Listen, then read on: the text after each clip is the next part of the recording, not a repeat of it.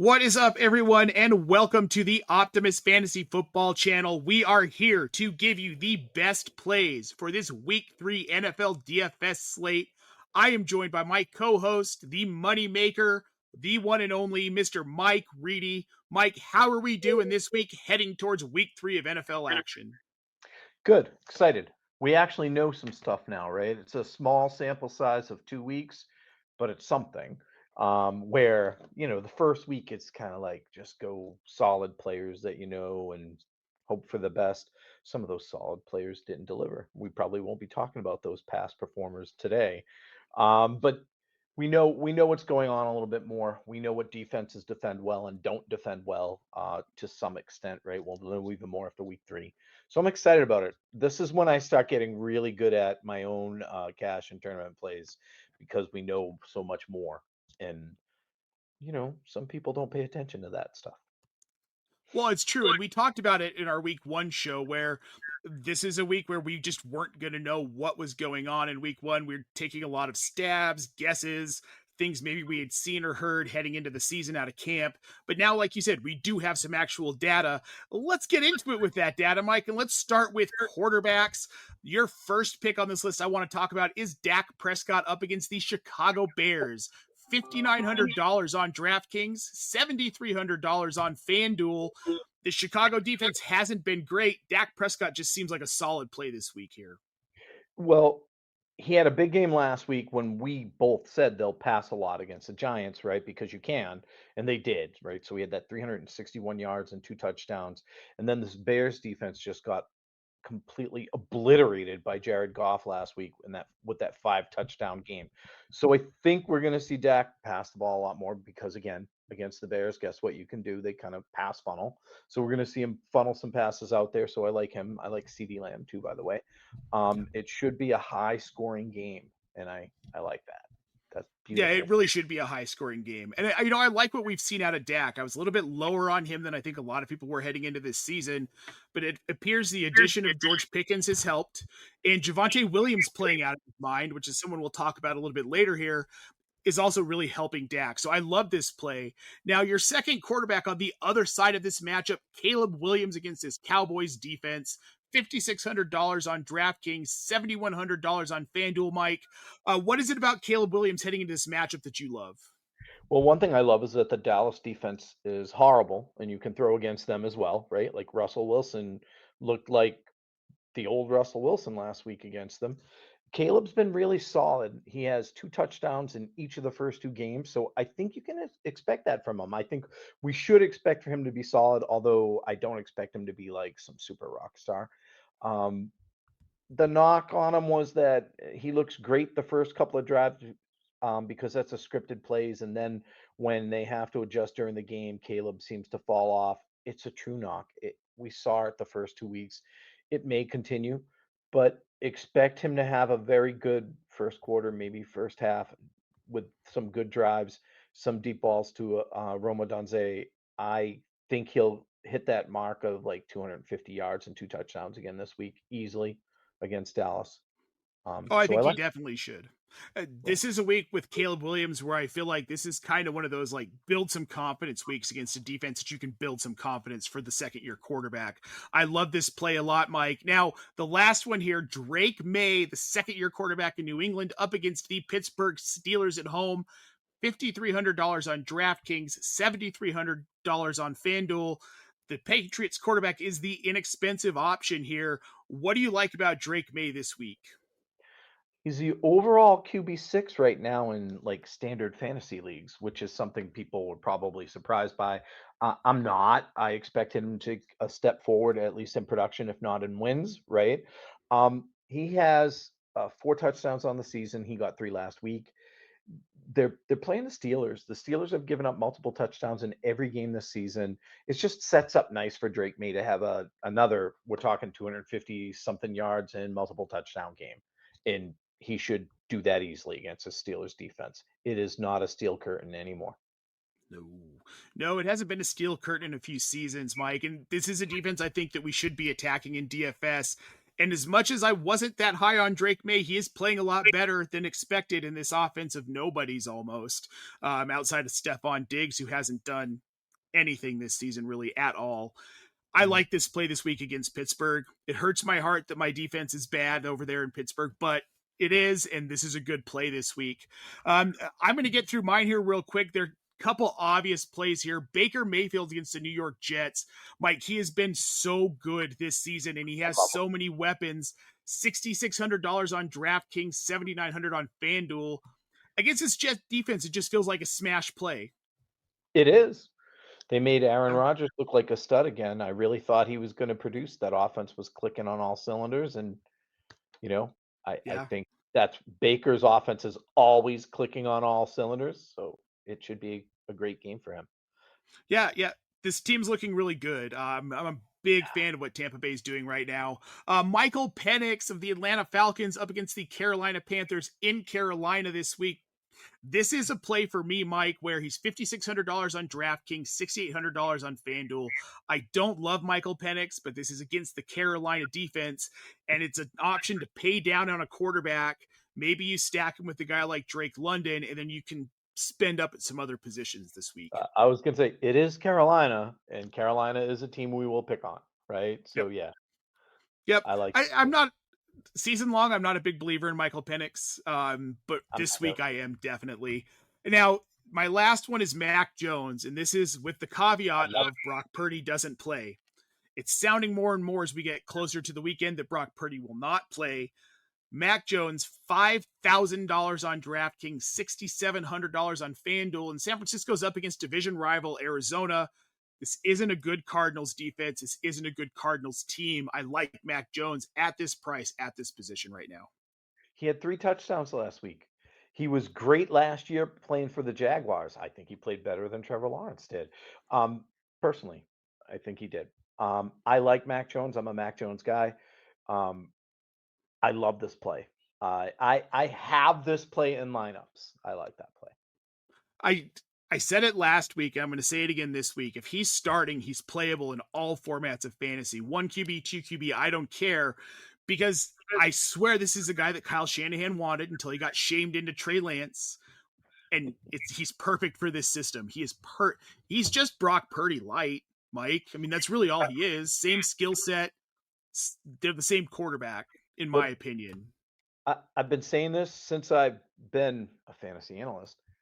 People underestimate how much play calling matters, fit matters, coaching matters, right?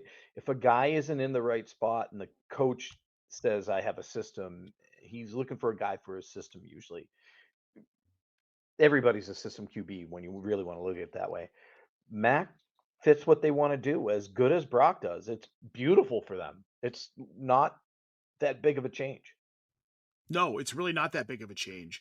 That's why I'm okay playing him. And I think at 5,000 on DraftKings, this is a really good value play. Another guy you could stack with someone like Ricky Pearsall, get that cheaper stack, and you can pay up other places. So I really like this as a play this week, and glad that we agree, Mike. Now let's move on to the running back position, Mike. I want to start with my first pick here, Jonathan Taylor against the Tennessee Titans in Tennessee this week. $7,200 on DraftKings. He's $8,500 on FanDuel. He's playing out of his mind. 160 yards against the Broncos on the ground last week. I really feel like Indy has realized that this is part of their recipe for success. A little bit of Daniel Jones, a whole lot of Jonathan Taylor. It's good for everybody. And against this Tennessee defense, I am smashing Jonathan Taylor. Even though he's a very high-priced option this week, I think he's worth it. Well, they're playing the Titans, right? And people don't realize you run a lot more on the Titans than you throw, and so many people will be like, "What do you mean?" It's not because the Titans are good and they stop the pass. It's because you don't have to pass, so you keep running the ball once you get up on them. That's just how it was last year, and that's pretty much what we're seeing this year too. Not a lot of passing against them, and Danny Jones is the perfect fit for that offense. Speaking about perfect fits, and man, I think that helps Jonathan Taylor a lot too. Like it just he's a stud and he's free. Yeah, I would. He's someone I'm willing to. Again, I'm willing to pay up for him this week because I Yeah. think the results are going to be there. Especially if you're going after a quarterback like Mac Jones, you can afford Jonathan Taylor at 7,200. Or Drake My May. next, or Drake May. Now, my next one, Mike, is Travis Etienne up against a tougher Houston defense. However, $5,900 on DraftKings, 7,000 on FanDuel. And I do believe until Bashal Tutin really gains the trust of this coaching staff and Liam Cohen, that this is Travis Etienne's job and they're going to run him into the ground. This is 15 to 20 carries for me in this matchup. I north of 100 yards and a touchdown. And for the price, I'm playing Travis Etienne all over the place this weekend. You know, the one thing about Etienne that people miss, so many people concerned about, he's not that good. When he gets volume, he produces. I play him a lot in DFS. I didn't last year because it wasn't very good, but they were trying to mix in too many people. When he gets volume, he produces. He's like just he gets better with the more touches he gets for some reason, and it Yep. works. It's not pretty. And this isn't someone I'm going to recommend all season, but this is a week where I really like Travis Etienne. It doesn't have to Yeah, be. doesn't have to be pretty. The pretty part is when you win money. Now we're going to go to my last pick here, Mike. It is Jaylen Warren up against the New England Patriots defense. $5,500 on DraftKings, $6,200 on FanDuel. This comes from some coach and player speak this week where they were adamant that they needed to get him more work. Jaylen I'm Warren is the man, I, and they're I, going to get him more work. the rookie's not getting the job done, right? And Warren deserves it. He was good last year. He's been good as a part-time running back. Let's see what he can do with some more touches. And when the whole coaching staff and team is saying the same thing, I like that too. It's a good play. Yeah, Kenny Gain will factor in. I don't think he's relevant in any fashion. He'll take a little bit away from Jaylen Warren, but not a whole lot. Plus, we see Jaylen Warren active in the passing game. He's getting targets from Aaron Rodgers, and that's a huge deal in any PPR format. And I love the price. So I am playing Jaylen Warren this weekend against the New England Patriots. Mike, your first pick. I love this one, especially with Carson Wentz starting at quarterback for Minnesota this week. Jordan Mason against the Cincinnati Bengals, $5,400 on DraftKings, $5,800 on FanDuel, and not to mention Aaron Jones is headed to IR. So it's the Jordan Mason world in that backfield. For at least 4 games, right? So he's not going to overwhelm you with some super flashy, wonderful plays either. It might not be pretty, but the Bengals have given up through 2 games the third most fantasy points to opposing teams' running backs. So they're not defending the run well. We knew that defense wasn't really good anyways, but they don't defend the run well at all. He's just gonna Jordan Mason's just gonna pound the ball through them. I mean, that's what he's gonna do. He's just gonna run right through them, keep running right through them, and it looks like he's gonna have a massive volume. So it for the price, this is a great play for somebody who's probably going to see 20 to 25 touches. Well, when he's the standalone back, we saw what he did in San Yeah. Francisco last season, 153 carries for 789 yards. Plus, he had 14 targets. This is a guy who's going to be relevant in an offense with Carson Wentz starting, not a team he's super familiar with. You know there are going to be those struggles, and he's Carson Wentz. I could see a lot of check down work going to Jordan Mason, and I can see him being north of 20 carries this week, given the situation. Now, your next running back that we have got here, and I love this one, Ramondre Stevenson against Pittsburgh, $5,300 on DraftKings, $5,900 on FanDuel. I don't know why the fantasy community hates Ramondre Stevenson. Whenever he's getting significant touches, he produces at a running back 2 type production level, right? Which is good. You should like that. The Steelers have given up over 100 yards to one running back in each of the first 2 games. So somebody has eclipsed 100 yards each time. Ramondre, he had 54 yards rushing last week, but he also had 5 receptions for 88 yards. He's getting 65% of the snaps. He's going to lead this backfield. He is. Trevion Henderson, who everybody loved in the preseason and loves because he's electric, he can't pass protect at all. So he's not going to get on the field until he proves he can do other things besides run with the football. In Ramondre, I heard somebody on the radio call him a plotter the other morning, and I wanted to call in and yell at them, but I didn't know the phone number. He's not a plotter. He's electric. I think a lot of people confuse. He's not on the field sometimes because he's been hurt the past couple of years. But when he's on the field, he produces running back 2 numbers every time. So you're going to get that. And again, the price, like if you didn't notice, I don't have any high price guys in my picks this week. I'm all like middle of the road and bottom of the barrel type stuff. Oh, this is a great week for it, though. Well, and with Yeah. Ramondre too, like I think people forget that he does catch a lot of passes. In 2022, he was targeted 88 times, and that was a Josh McDaniels offense. And he does stuff with the catches too. It's not like he just catches and goes down. I Yeah. mean, he's good. No, he turned that into what was it here? Let me take a look. It was 421 yards on those catches. That's good work out of a running back. And yeah, people are down on him for no reason. Play him this week. I love it. Now your last pick here, Alvin Kamara at the Seattle Seahawks, $6,300 on DraftKings, $8,800 on FanDuel. Mike, he is mostly their offense. This is a great play for me this week. He is. It seems to be him, Jawan Johnson, and Chris Olave is getting some run there too, right? So there's only 3 branches in the whole skill position team. But it's going to be a volume play. He had 27 touches last week. And in each of the first 2 games this season, the starting running back who also catches passes happened to be Christian McCaffrey and Jalen Warren, who we already talked about. Both of those guys had over 70 yards receiving. So we know Kamara's involved, both running the ball and catching the ball. You're probably going to see another 70-yard game out of him this week, I would assume, because it appears that's how you can attack this defense by passing the ball to the running back, because that's what everybody's having success against them doing. So Kamara's a perfect guy for a game like that. I think the volume's going to be very high on his touch count. And I mean, he's 6,300 on DraftKings and 8,000 on FanDuel. Like, it's a pay up on FanDuel. It's almost a pay up on DraftKings, but he's going to be worth it. I really think Kamara's going to be worth it this week. I think we should see a very big game. I do too. The Saints offense is a little bit better than I think. We were all out on pretty much everybody in this offense. And Kamara's really taken a step up. Jawan Johnson, tight end 3 right now. So they become a more interesting play in DFS. And if this keeps up with Spencer Rattler, I mean, I feel like Jawan Johnson's a guy you want to plug in almost every week, as long as his price isn't prohibitive to what you're trying to do. He's my most owned tight end in redraft leagues, and I'm playing him in DFS this weekend, Jawan Johnson. Oh, tons. And we'll, we'll talk plenty about him. Before we get on to that, Mike, let's get into some of these wide receivers. I want to start with your first wide receiver. We've already talked about him a little bit. CeeDee Lamb at the Chicago Bears, DraftKings 8,000, FanDuel 8,800. This is a good opportunity, in my opinion, to stack with Dak Prescott this week. It is, and the over-under on this game's, I think, 50.5 points, right? So Vegas thinks it's going to be a shootout. Highest over-under on the slate.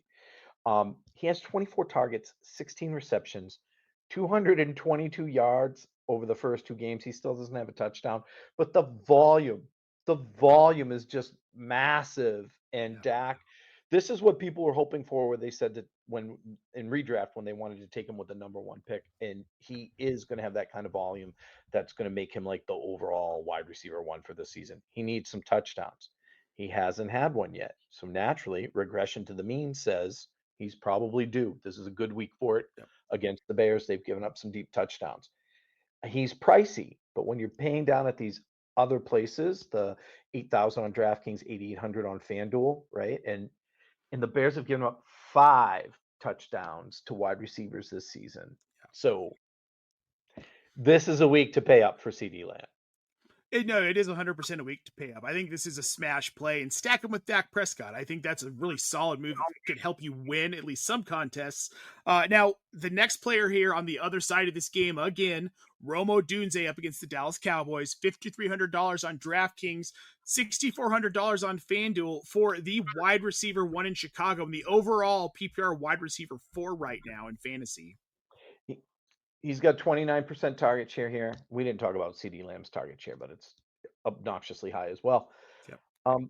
He has 20 targets on the season, right? 15 receptions, 165 yards, and he has 3 touchdowns. And they're looking for him deep. And they've built some chemistry. Keenan Allen is gone, right? And that he was pretty much kind of stuck behind Allen and DJ Moore last year. He is definitely past Moore because he's seen more targets than DJ Moore is.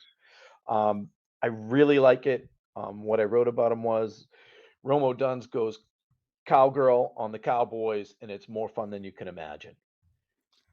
5,300 on DraftKings, 6,400 on FanDuel. And kids, go ask your dad what that means. Oh dear God. I love this play. Romo Dunze's been fantastic, Mike. He's got he's got 20 targets, like you said, across the 2 games. But what really stands out to me is against a decent Detroit secondary, he had 128 yards and 2 touchdowns. What is he going to do against his Dallas secondary? I mean, the sky's the limit. This might be a week where Romo Dunze is the overall wide receiver 1. The matchup just screams possibilities to me. Last year going into the season, I wasn't high on Romo Dunze because he was a rookie, and Chicago fans were too high on him because he's so talented. I know, but sometimes it takes time. It took him a little bit of time. He's a stud. He's what Mm-hmm. everyone hoped he would be. I mean, I did too. I'm just a little more patient than some Yeah. people. Well, we've been around this sun a few times, man. I think we had to learn it, but we got there. Now we're applying it to DFS to give you the best picks we can. Your last wide receiver, Deebo Samuel, up against the Las Vegas Raiders this weekend in the nation's capital. DraftKings 6,100, FanDuel 6,700. A guy I think a lot of us thought was on the back end of his career, was going to fade. Oh, is he not faded at all? This is a great play this week, Mike. The McLaren holdout probably helped him get more touches early, right? And Mm-hmm. that may change as the season goes on. But right now, Debo's the guy in this offense. Hopefully, with his quarterback out this week, it doesn't hurt him too much. But he's seen 18 targets through the first 2 games. That's a 25% target share. He 3 different wide receivers have exceeded 13 fantasy points against the Raiders in the first 2 games. So odds are Debo's going to produce again. I'll take a garbage time touchdown like he had in one of those games too. Somebody complained about that I knew, and I was like, dude, who cares? It's fantasy. I don't root for the Yeah. Commanders. Give me more garbage time TDs. Give me 2.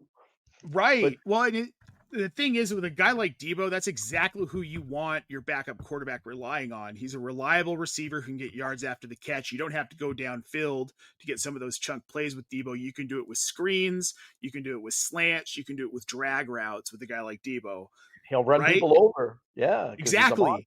Yeah. And for a guy like Marcus Mariota, that's perfect. This is not a week I'm interested in Terry McLaurin at all. I'd like to bench him for the most part in fantasy, even if I can. But Deebo, and there's one other Washington player we'll talk about here a little bit later that I'm also interested in. But I love this Deebo Samuel play. Mine are a little bit different here. I'm going to start with Nico Collins up against the Jacksonville Jaguars in Jacksonville. $7,300 on DraftKings, $7,800 on FanDuel. I like Nico this week because it's against Jacksonville, division rival. Houston has something to prove. People are concerned about this offense.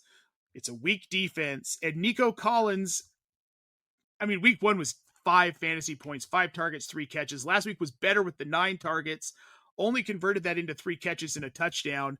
This is a get right game for Nico Collins and CJ Stroud. This is where Houston can start to gain some momentum, feel a little bit better about this offense. I see Nico getting another like 9 to 12 targets, but I think he converts into more catches, more yards, and a couple of touchdowns this week. And I think people are going to avoid him, by the way. I almost had him as one of my guys, too. If you watched any of either one of those games, it's not like he looks bad or anything, right? He's Nico Collins. He looks good. The connection doesn't seem to be there right now for some reason. I don't know, between him and Stroud. I think defenses are just keying on him because there's rookie wide receivers in him. I like this call, too. I think that's a good call this week. Well, and part of it for me too is that I think CJ Stroud has been struggling because their offensive line hasn't been playing well. Stroud isn't a guy who can handle pressure in the pocket.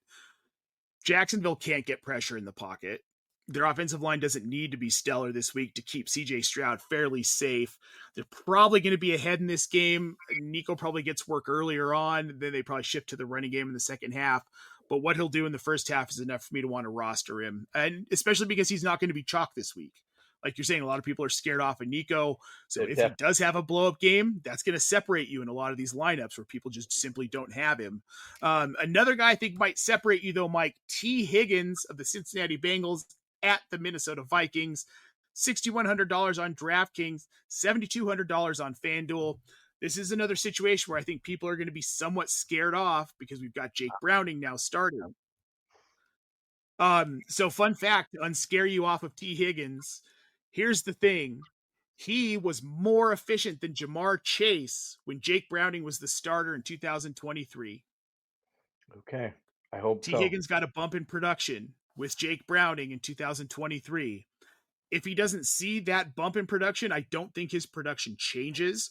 Jake Browning is more than capable of running this offense. He was a top 10 fantasy QB in 2023 when he filled in for Joe Burrow. He had So one bad game in the fantasy playoffs, and I know one because bad I game. had him as a quarterback and I Me lost. too. Oh, it screwed me in King's Classic, or in it was King's Classic. It screwed me real bad. But he's a gunslinger, and he'll sling that ball around. So this is probably a good play because other people are afraid of it too. And he's down. T. Higgins is down to 6,100 again, a little less expensive, but not as inexpensive as my last pick, DK Metcalf of the Pittsburgh Steelers up against New England. $5,700 on DraftKings, $6,800 on FanDuel. Regardless of how well Aaron Rodgers plays in this matchup, I don't care. DK Metcalf is the wide receiver one in Pittsburgh. We know what Aaron Rodgers does, whether he's playing well or not. He's going to pepper that guy, and he's going to pepper DK Metcalf. They might be a lot of short passes, not getting a ton of yardage, but he'll get touchdowns. We want to see 7 or more targets for him this week. I have him as a moneymaker, by the way, as well. And I think we need to see the target volume increase a little. He's by far the best wide receiver on the team. I mean, Austin's all right, but he's just all right. Yeah, it's just I like DK Metcalf. I'm probably going to be hammering him most of the season just because of we know what Aaron Rodgers is at a quarterback position. We know who the players he's going to pepper. He's on a lot of my redraft teams because, even if you don't like Aaron Rodgers, which I don't, DK Metcalf's the guy, right? Yep. So, yep. Speaking of the guy, Mike, let's head into tight ends, and I want to talk about my first pick that is in peril this week. Tucker Kraft of the Green Bay Packers at the Cleveland Browns. Tucker Kraft isn't practicing today. They said he's still hopeful to play. If he plays, I'm going to fire him up. He's $4,700 on DraftKings, $6,500 on FanDuel. He's his own team's wide receiver one. If he's active, it's hard to not start him, and at a discount, no less. Without Reed, he really is, right? So I liked I'm sorry, I don't like seeing a guy get hurt, but I liked seeing a branch on the passing tree go away so that there's more volume for everybody else. It's better for fantasy, especially when you have an offense and a quarterback that spreads the ball around. I really like Kraft, and I had him as a big play this week. I stayed off him in my 3 because he was hurt, and I just didn't want to risk it. Well, this is if he's active, he's somebody I'm going to fire up in lineups. If he's not, I mean, pivot to one of our other picks. But he's just a guy I really like this week. If he's active. Oh, if he's active, I mentioned pre podcast recording. He's in one of my lineups, and the only way he comes out of it is if he's out. Has to be out. Yep. He's the overall tight end one right now through 2 weeks. So someone who's not the overall tight end one, but I feel like is a solid dart throw given there is no Chris Godwin this week. We know that for sure. And Emeka Egbuka, though he did practice today, could be limited on Sunday. Cade Otton against the New York Jets, $3,500 on DraftKings, $5,100 on FanDuel. And Mike, this is a guy that we hammered on last season, both on our waiver wire show and on this show. As soon as they're down one of their key wide receivers, Otton just picks up all the slack every time. And every time. That's why we stayed on him. And it was funny. Nobody was adding him in redraft because he was always available, but he was producing until everybody was healthy again. And then he falls back into the shadows. But this guy always steps forward, man. You need him. Yep. There he is. Well, he had a 91% snap share last week, 86% snap share in week 1. He did see the 4 targets and 3 catches last week. And again, I mean, any week he could catch a touchdown. We know that Baker Mayfield trusts the guy. Mm-hmm. And if these injuries affect, I mean, we're not going to see Jalen McMillan pick up a ton of volume. He'll pick up some.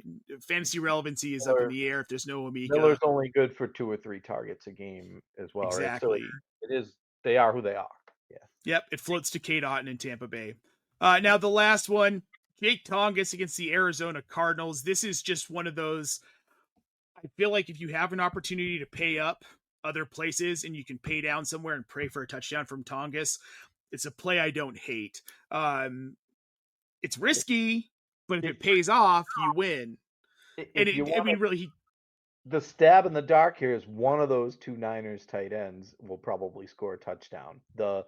backup scored it last week. They're both seeing what, say 5-ish targets with Kittle out. Mm-hmm. I like this call because of who they're playing. They're susceptible to the tight end. I think it's a good Yep. call. It's Well, worth a shot. He's $2,900 on DraftKings. It's a nothing burger worth of a salary. It's worth it for me for a dart throw. Now, Mike, your first one. This isn't a dart throw. It's Brock Bowers against the Washington Commanders. 6,000 on DraftKings, $7,400 on FanDuel. He was a disappointment last week because he was limited in practice, but he looks 100% this week. But he had 103 yards, right? Yeah. He's had 8 targets in each week, and 8 targets for any tight end in each week is just a good thing, right? Volume is our friend. The Commanders, they're up. That's who Tucker Kraft totally destroyed, right? With 124 yards and a touchdown on 6 Yep. receptions. So Brock Bowers, if you want to pay up at tight end, is well worth it. The volume will be there, and the production's probably going to follow against the Commanders. Oh yeah, I'm 1000% on board with this play. I have no issue with it. Brock Bowers is a guy who you know what he's going to be every week as long as he's healthy. Now your next one, Kyle Pitts of the Atlanta Falcons in Carolina, $3,900 on DraftKings, $5,400 on FanDuel. Mike, there have been points this season where it does look like we're getting the Kyle Pitts we always wanted. I think this is a great play, especially in this matchup against Carolina this week. I was going to say Carolina doesn't defend the tight end well, and he has a 21% target share. And I know when Arthur Smith was there, I mixed it up with Adam Rank and a couple of other fantasy analysts over his target share. They would say things like he has a 21% target share, like I just did, but it was 4 targets, and I was like, dude, it's 4 targets. Who cares? It's more than that this year. Yep. And with it appears like London's a little dinged up right now, so he might be the leading target getter this week in against the Panthers, right? So it's a nice matchup. Yep. He's producing because they're actually throwing him the ball more than 3 times a game, and it's just a good play this Yep. week. Well, he's wide receiver or sorry, tight end 11 right now. And Yeah, for me, this is a really solid stack. Drake London's banged up. Kyle Pitts could easily be the target leader on this team. You stack him with the cheap Michael Penix. It's a beautiful, beautiful world if you can pull that off. I really like this call, Mike. And then the last one you've got here before we get to defenses quickly, Jawan Johnson at the Seattle Seahawks, $3,900 on DraftKings, $5,700 on FanDuel. You can't go wrong with Jawan Johnson. he's got 20 targets, 14 receptions, 125 yards, and a touchdown through 2 games. He has a 25% share of the Saints' targets. No one thought you'd be talking about Jawan Johnson this way. And it's probably because, I mean, they have 2 other tight ends that are hurt. So this guy's seen like 99% of the snaps as well. Yep. And he was hurt a lot last year. He wasn't bad when he played, by the way. He's a good tight end. He's not a, an exceptional ball catching tight end, but with the volume he's getting, I mean, he's the overall tight end 3 right now in fantasy. I like him. I have him all over the place. I'm not afraid to plug him in. I'm playing him in DFS all over the place because of the volume this week and who they're playing. I like it a lot. Yeah, the volume's undeniable. This is a guy I'm going to ride until the wheels fall off, and just let's hope they don't fall off this season because I'm starting to get heavily invested in him. I've made some moves, made some waiver wire claims, starting him all the time in DFS. You can't go wrong with it, though, right now, anyway. All right, guys, before we get out of here, we've got 3 defenses for you. Mike, let's start with the Falcons defense at the Carolina Panthers. They are $3,200 on DraftKings. this is just a case of hammering the Panthers, right? Both defenses that played the Panthers this year have both scored double-digit fantasy points. So it comes to reason that the Falcons, who had 21 fantasy points last week, will probably break 10 fantasy points or more this week against Carolina Panthers, right? They're just not good. They find a way to turn the ball over every week a few times, and Yep. they don't score a lot of points.